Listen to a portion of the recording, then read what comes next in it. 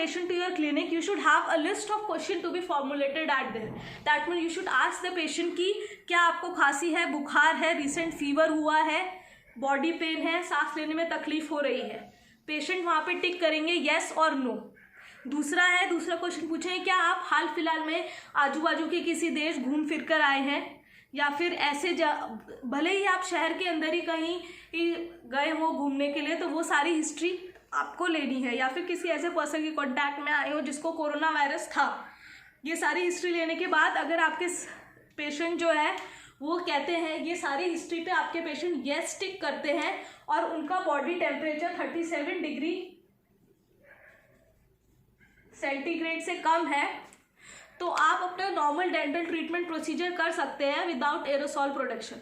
लेकिन अगर ये सारे पेशेंट नो कहते हैं और उनका टेम्परेचर 37 डिग्री सेंटीग्रेड से कम है, तो आप अपना नॉर्मल रूटीन प्रोसीजर कर सकते हैं. लेकिन अगर ये पेशेंट सारी चीज़ें येस कहते हैं और उनका फीवर जो है 37 डिग्री सेंटीग्रेड से ज़्यादा हो जाए, तो तुरंत आप उनको रेफ़र कीजिए, अपने पूरे क्लिनिक में फ्यूमिगेशन करवाइए, डिसइंफेक्शन प्रोटोकॉल फॉलो करिए.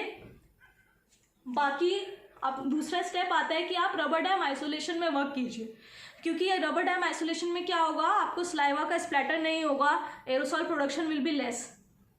लेकिन अगर आप ये रबर डैम आइसोलेशन नहीं कर पा रहे हैं, तो हो सकता है तो mechanical procedure that is caries dissolving dye, that is caries solve use कर सकते हैं.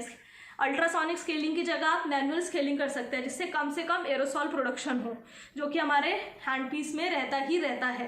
क्यों? और सलाइवा के थ्रू इसका स्प्रेड सबसे ज़्यादा है और सलाइवा के थ्रू ही सैंपल्स डिटेक्ट होते हैं.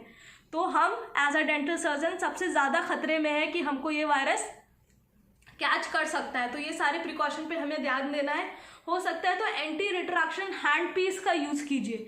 Anti retraction hand piece has a anti retraction valve in it, so whatever the product is going will not generate a aerosol into it and will have a retraction valve and will go downward.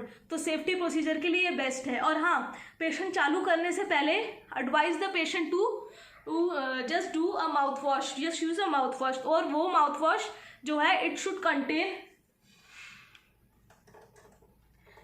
contain 2% of hydrogen peroxide and 0.2% of iodine. ये mouth wash क्या है, ये हमारे saliva के अंदर microbes जो है उनका लेवल डिक्रीज कर देता है. तो ये सारे प्रिकॉशंस ध्यान में लाए, जितना हो सके इमरजेंसी ट्रीटमेंट ही करें और जितना हो सके कोरोना वायरस के बारे में सही जानकारी फैलाएं. ये अफवाह जितनी हो सके उतनी कम ही रखें. हो सके ज़्यादा से ज़्यादा ये वीडियो शेयर कीजिए, सब्सक्राइब कीजिए.